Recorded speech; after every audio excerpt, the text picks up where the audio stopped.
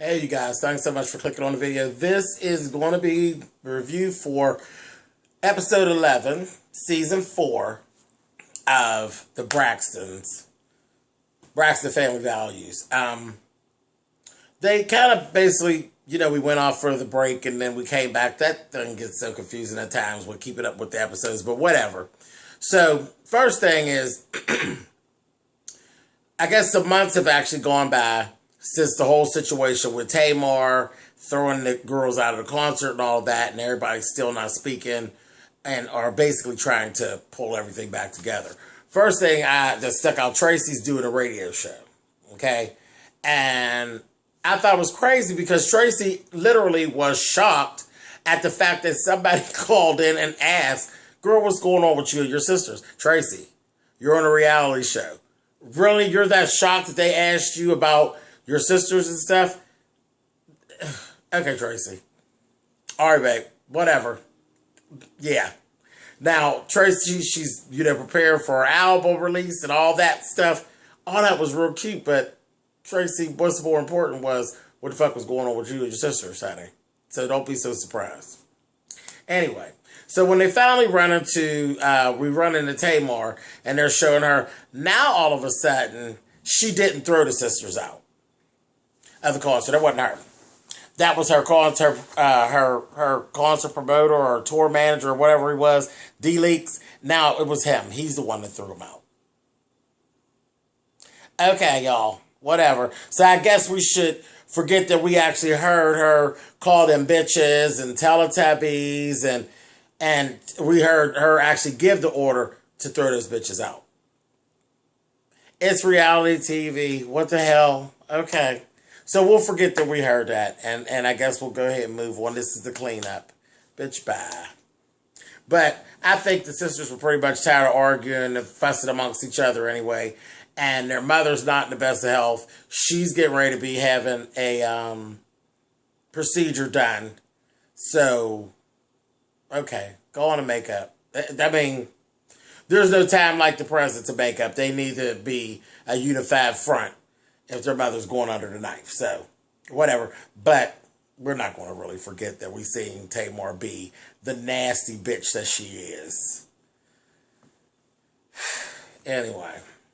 So, Trina and Tawanda actually get together, and they're just like shopping or whatever. Tawanda ends up seeing the bullshit for what it is. She sees that Trina's really not happy. She already knew that Trina and Gabe had kind of separated, and he was out of the house. But she waited for Trina to actually tell her. Trina told Tawanda, yeah, we've been separated for months. He's been out of the house. She talked, Cheryl.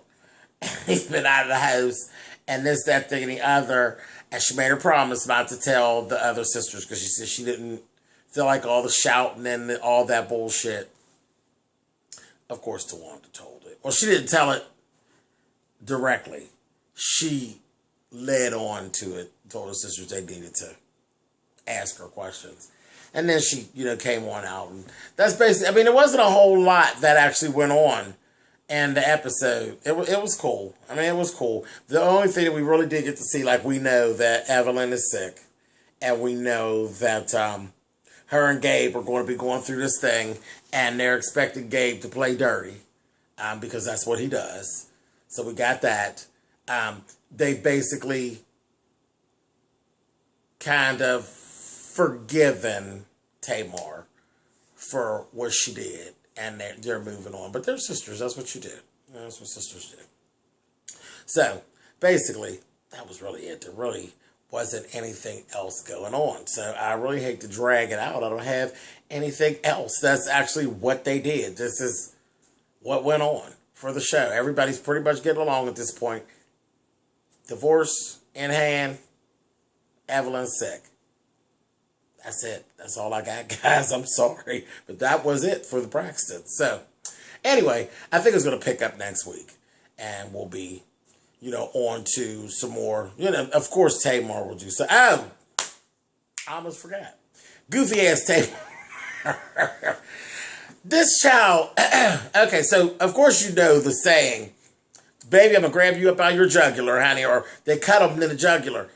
For whatever reason, for years, this fool has been thinking that that was your balls and not your neck. And she had gone out to eat with Tony, and Tony kept saying, no, Tamar, jugular is your throat. And she's like, Tony, you don't know what you're talking about.